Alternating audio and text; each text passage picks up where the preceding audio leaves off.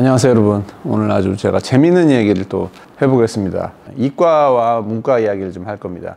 이 내용은 상당히 멋진 이야기고 이게 필요한 분들에게는 아주 큰 선물이 될지도 모르는 내용이기 때문에 끝까지 집중해서 잘 들어봐 주시기 바랍니다.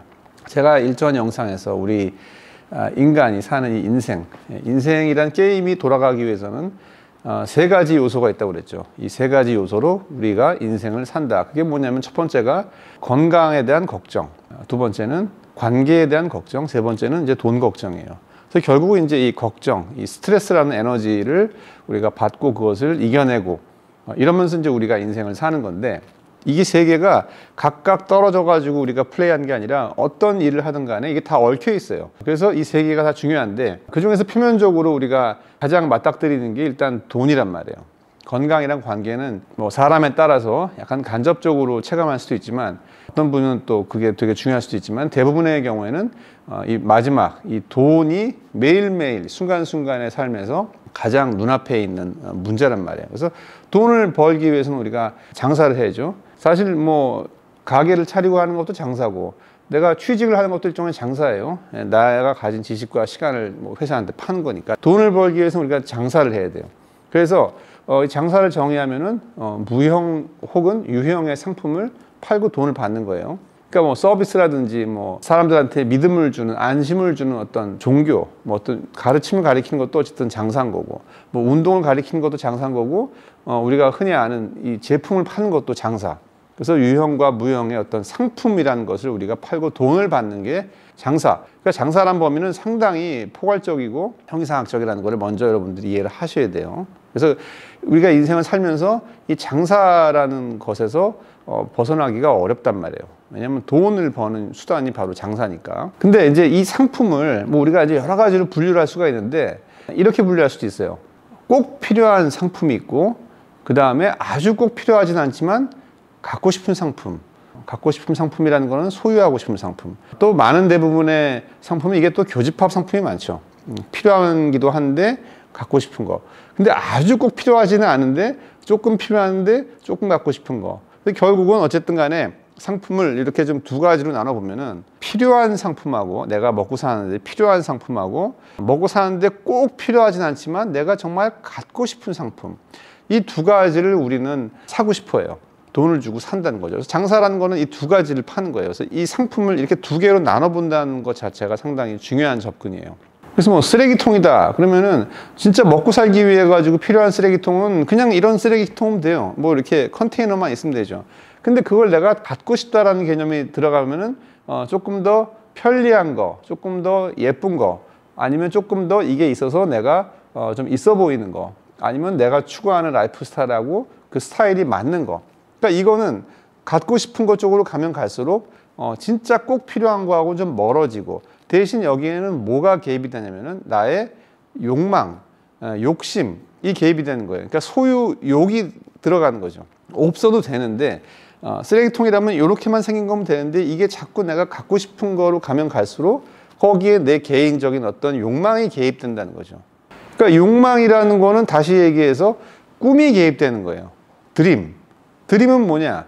현재 내 위치, 내가 가지고 있는 내 상황, 나의 경제적인, 사회적 그런 신분보다 위에 있는 게 드림이죠. 그거를 갖고 싶은 게 욕망인 거고, 차다 뭐 왔다 갔다 하면 뭐 티코만 있으면 되지만, 거기에 내가 어떤 지금보다 더 나아 보이고 싶고 실제로 더 편하고 싶고, 그러니까 더 위로 가면 갈수록 티코가 그게 뭐 벤츠가 돼야 되고, 계속 올라가면 올라갈수록 이 올라가는 그 기준을 만들어주는 것은 꿈이란 말이에요. 내보다 위에 있는 꿈.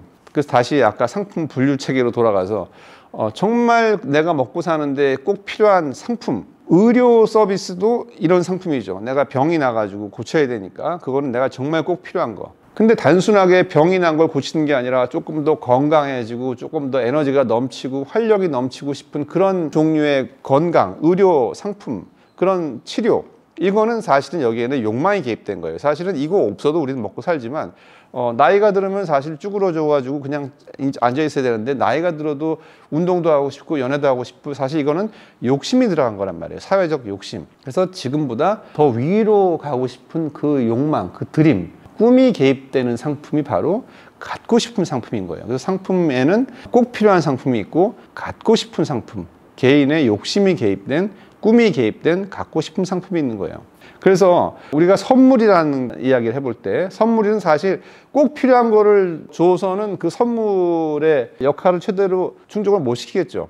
그 선물의 효과를 최대한 발휘하기 위해서는 갖고 싶은 것, 즉 꿈을 충족시켜 주는 것, 지금보다 이 사람이 이걸 받아가지고 더 위로 올라갈 수 있는 그런 상품을 줘야지 이게 선물이란 말이에요. 그래서 선물은 필요한 걸 주는 게 아니라 갖고 싶은 걸 주는 게 이제 선물이란 말이에요. 그러면 선물을 잘 주기 위해서는 어떻게 해야 되겠어요?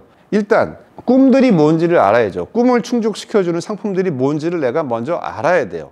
이거 모르는 사람 많죠. 이것만 보는 사람들은 이 세상에는 지금보다 위에 있는 라이프가 뭔지, 그 라이프에는 어떤 상품들이 존재하는지, 어떤 서비스들이 존재하는지, 그리고 그것들이 어떤 상품화되어 있는지 그걸 먼저 알아야 돼요. 이 꿈의 풀들을. 그 다음에 두 번째로 뭘 보냐면은 내가 선물을 줄 그 대상을 알아야죠. 그래서 이 사람이 이 중에서 뭐를 갖고 싶어 하는지를 연구를 해야죠. 이쯤 되면 벌써 눈치를 채셨겠죠. 이 꿈들을 연구하는 게 뭐예요? 이 꿈들을 공부하는 게 해외 시장 조사죠. 그 다음에 내가 지금 선물을 주려고 하는 그 대상의 수준과 걔의 니즈를 연구하는 게 뭐예요? 그게 국내 시장 조사죠. 그 다음에 이 꿈을 내가 살 수 있어야 되잖아요. 사서 줘야 되잖아요.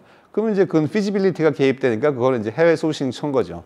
이 대중들이 꾸는 꿈이 뭐고 내가 지금 상대하고 있는 그 상대방의 구체적인 상황을 내가 이해를 해야지 또 그 꿈 중에서 이 사람이 원하는 꿈이 뭔지를 적중을 시킬 수가 있는 거예요. 이게 모든 장사의 기본적인 원리인 거예요. 꿈을 이해해야 돼요. 꿈이라는 게 뭐예요? 신데렐라가 꿈이잖아요. 여자로 국한된 이야기이긴 하겠지만 뭐 상징적인 이야기죠. 모든 대중들이 꿈을 꾼다? 그거의 대상은 신데렐라가 되는 거죠. 그럼 신데렐라가 내포하고 있는 의미는 뭘까요? 부자죠. 공주고 귀족이고 잘 살고 돈이 많고 여유가 많고 이게 사실 꿈의 본질인 거예요. 요즘엔 물론 뭐 무소유라든지 뭐 버리는 삶 이런 게 유행이긴 하지만 사실은 그건 꿈이라기보다는 꿈을 추구하는 데서 얻는 스트레스가 너무 힘들어서 거기에서 조금 쉬어가는 그 대안이지 실제 이 인류가 태어날 때부터 가지고 있는 그 본능적인 꿈하고는 거리가 있는 개념이란 말이죠. 그래서 꿈은 신데렐라예요. 귀족이고 부자고 잘 살고 멋있고 예쁘고 날씬하고. 물론 대안도 가치가 있는 개념이지만 우린 지금 장사라는 거를 해야 한다는 차원에서 봤을 때는 이 본질적인 것에 집중을 해야지 자꾸 옆으로 새서는 안 되죠. 그러면 이 신데렐라가 상징하는 이 꿈을 내가 많이 알기 위해서 그 꿈의 종류가 뭐고 그 내용들이 뭔지를 알기 위해서 우리가 해야 되는 일이 뭐죠? 이 꿈은 어디서 우리가 배울 수 있어요? 어렸을 때 이 꿈을 배우는 거는 바로 동화책인 거죠. 신데렐라를 우리가 접하는 것도 바로 동화책인 거죠. 그래서 아무것도 모르는 저기 전라도 순천에서 태어난 어린아이가 이제 태어나가지고 이제 꿈을 꾸기 시작할 때 그 꿈의 첫 번째 소재는 동화책에 나오는 나보다 잘 살고 멋있고 예쁜 그런 이야기를 보면서 꿈을 시작하는 거예요. 그래서 첫 번째 접점은 동화책에서 시작이 되는 거예요. 물론 이제 자라면서 주변에 나보다 더 이쁘고 잘 살고 뭐 이런 친구들 보면서 또 꿈을 꾸겠지만 조금 더 이런 꿈을 구체적으로 접하는 그 미디움은 바로 영화, 드라마, 소설, 음악인 거죠. 지금 제가 언급한 이 모든 게 바로 문과의 영역이에요. 문과에서 다루는 학문들. 그리고 이런 문화적인 것들을 가공하는 어떤 원리를 가리키는 게 미학인 거고, 그 다음에 이런 것들이 실제적으로 역사상에서 어떻게 벌어졌고 어떤 일이 생겼는지를 공부하는 게 역사인 거고. 그래서 우리가 문과에 들어가서 접하게 될 이 모든 학문들은 어떻게 보면은 이 꿈을 추구하는 인간의 모든 그 스트러글을 배우는 게 바로 문과라는 거예요. 그리고 이 꿈을 상품화 시켜가지고 팔아서 돈을 버는 게 바로 장사라는 거죠. 그래서 문과하고 이 장사란 개념은 상당히 붙어 있는 거예요. 자, 그럼 이과는 뭐죠? 이과는 장사긴 장사인데 문과가 B2C라면은 이과는 어떻게 보면 이제 B2B인 거예요.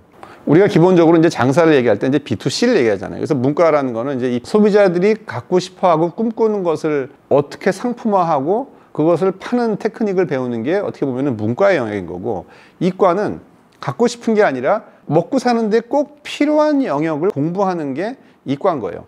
근데 이건 역시 장사를 해야지 돌아가는데, 이 인간이 사는데 정말 없으면 안 되는 꼭 필요한 것들을 장사를 하려면 이 회사는 대기업이어야 돼요. 국가가 되든지. 그러니까 꼭 필요한 것들을 사고 파는 장사는 개인이 하기가 상당히 어렵죠.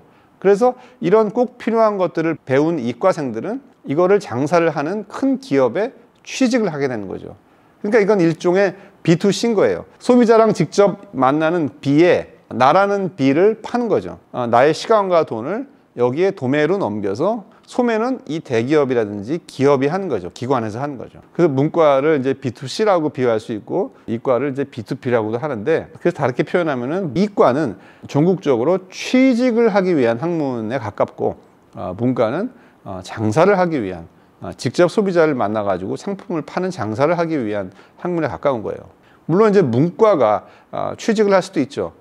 근데 문과가 취직을 한 그 회사는 결국은 갖고 싶은 거를 파는 회사이기 때문에 이 매출이 그렇게 크지 않은 경우가 많다는 거죠. 그래서 취직할 때도 적고 그 회사의 연봉도 많지가 않은 거예요. 꼭 필요한 거를 팔아야지 돈을 많이 벌 거 아니에요. 근데 개인이 하긴 이건 어렵죠. 대신 여기에 들어가면은 이 회사는 돈을 많이 벌기 때문에, 대중들이 꼭 필요한 거를 팔기 때문에, 뭐 에너지라든지 뭐 기술이라든지 의학이라든지 이런 거를 팔기 때문에, 건축이라든지 여긴 돈을 당연히 많이 벌기 때문에 연봉도 세고 안정적인 직장이 되는 거고, 문과는 갖고 싶은 것, 즉 대중들의 꿈을 파는 그런 회사이기 때문에 여기 취직하면은 별 볼 일 없는 거죠. 그래서 거꾸로 얘기하면은 이런 것들은 취직을 하는 게 아니라 내가 직접 개인을 상대로 장사를 할 때 거기에 적합한 거예요. 혼자 이 정도 장사했을 때는 개인이 먹고 사는 데는 충분한 돈을 벌 수 있거든요. 그럼 이제 이 영상의 제목으로 다시 돌아가서, 문과를 나와서 잘 살려면, 문과를 나와서 제대로 그거를 써먹으려면, 문과를 나와서 내가 성공하려면 뭘 해야 되느냐? 제일 첫 번째 중요한 게 뭐냐? 문과라는 영역, 내가 지금 공부하는 그 영역을 내가 왜 공부해야 되느냐? 그걸 먼저 알아야 되는 거죠. 아까 제가 얘기했죠. 문과라는 거는 갖고 싶은 상품, 즉 사람들이 꾸는 꿈을 공부하는 거다. 그래서 내가 지금 공부하는 역사든 미학이든 미술이든 음악이든 문학이든 뭐든 간에 지금 내가 공부하는 그 공부의 목적은 그 자체에 있는 게 아니라 대중들의 꿈을 실현시켜 주기 위한 그 꿈의 풀을 공부하는 거다라는 걸 먼저 깨달아야 되고, 그리고 두 번째는 이런 꿈들을 내가 공부를 할 때 그 꿈을 공부하는 그 방향이 위로 올라가야 된다는 거예요. 꿈의 역사를 공부해서는 그건 아무 의미가 없는 거예요. 이미 지나간 거기 때문에. 현재 지금 이 시대를 살고 있는 대중들이 꾸는 꿈들이 뭔지, 그거를 내가 다양하고 깊이 있게 알아야지만 이 꿈을 내가 상품화 시켜가지고 그거를 내가 팔 수가 있는 거예요.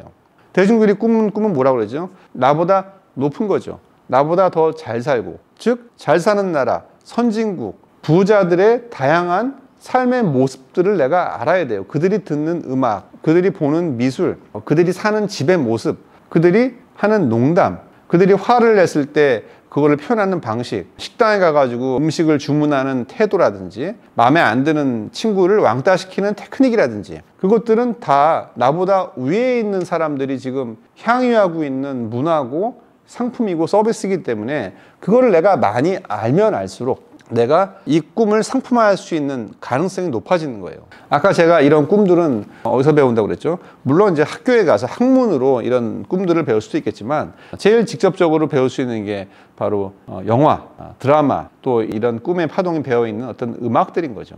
저는 어릴 때부터 뭐 누가 이런 거를 가르쳐 주진 않았는데 본능적으로 이런 원리를 좀 제가 알고 있었어요.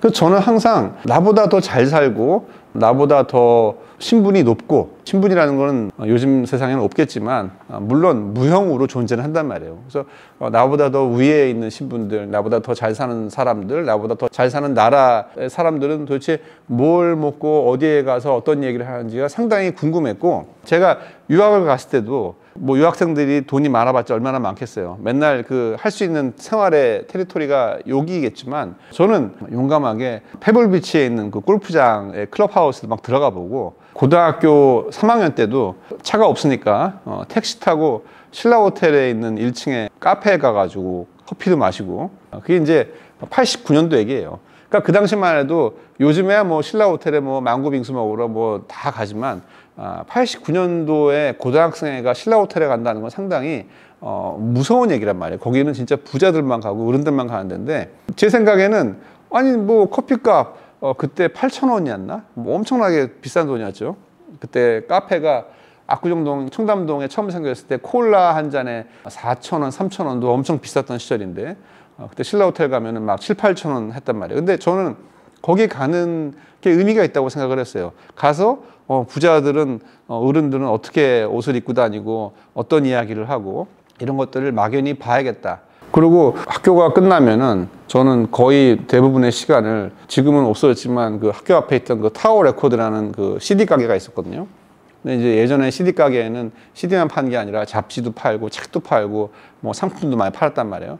그래서 그런 것들을 계속 저는 공부를 했어요. 아틴 아메리카라고 현대미술 잡지도 계속 구독을 하고 그러니까 지금 내가 먹고 살고 학교 졸업하는데 필요한 그런 공부 그런 게 아니라 그거와는 무관하지만 항상 저는 나보다 더 잘 살고 멋있고 세련되고 멋진 사람들의 그런 커뮤니티 그런 문화에서 벌어지는 상품들과 그런 대화들 이런 것들이 너무너무 알고 싶었단 말이에요. 그리고 결과론적으로 이것들이 제 양분이 된 거죠. 제가 장사를 할 때. 그러니까 문과로서 문과생으로서 제대로 문과 공부를 한 거예요. 대신 해야 할 숙제를 해야 됩니다. 뭐 이런 것만 추구하고 쫓아다니면은 바람 들어간 사람밖에 안 되는 거죠. 뭐 카푸어가 되는 건데 이거를 하면서 기본적으로 그 나이 때 해야 할 기본적인 숙제 있잖아요. 뭐 고등학교 때는 공부를 해가지고 대학교를 어느 정도 수준에 들어가야 되고 대학교는 또 학점을 받아야 되고 뭐 그 다음에 또 그 나이 때 들어야 될 음악들 그 나이 때 읽어야 될 뭐 소설이라든지 그러니까 이런 것들은 좀 의무감으로 하는 건데 또 그런 의무적인 일도 한편으로 하면서 동시에 또 이런 거를 추구해야죠. 이것만 추구하고 이걸 안 하면 사실 이제 양아치가 되는 거죠. 그래서 요 얘기는 제가 할 얘기가 많아요. 제가 어렸을 때 어떻게 살아왔는지 물론 이제 이번 생이 처음이 아니라서 그렇겠지만 이런 감이 좀 있었던 것 같아요. 이런 식으로 나의 젊은 시절을 잘 써야 내가 중장년에 들었을 때 이거를 기반으로 거기에 이제 내가 노련미가 붙고 사회적 어떤 커리어와 타이틀이 붙으면 이걸 가지고 내가 편안하게 살아야겠다. 이런 작전을 제가 세웠던 것 같아요. 어렸을 때부터. 그래서 요 이야기는 제가 나중 영상에서 이게 더 재밌어요. 이야기가 나중에 풀고 오늘은 일단 이과 문과 얘기만 했잖아요. 그래서 문과생은 왜 취직이 잘 안 되는가? 왜 연봉이 적은가? 그리고 문과생으로 내가 살려면 도대체 어디에 집중해야 되는가? 그리고 이 집중할 때 어떤 관점으로 집중해야 되는가? 이 이야기를 했어요. 문과생이 여기에 집중했을 때 이과생이 아무리 열심히 한 것보다 당연히 더 큰 보상이 오죠. 왜냐하면 B2C니까 직접 소비자를 상대하니까 이과생은 직접 소비자를 응대하기 어렵다고 했죠. 그래서 아무리 잘 돼도 그거에 대한 그 리워드가 작을 수밖에 없어요. 왜냐 한 쿠션 먹고 하니까. 근데 문과생은 아니다 그래요. 문과생은 내가 한 만큼 버는 거예요. 왜냐 바로 소비자하고 만날 수 있으니까. 그리고 내가 브랜드 오너가 되니까. 그래서 이 내용은 상당히 중요하다고 저는 생각을 해요. 인생을 우리가 설계를 할 때. 자, 오늘 영상은 여기까지 하겠습니다. 여러분 고맙습니다.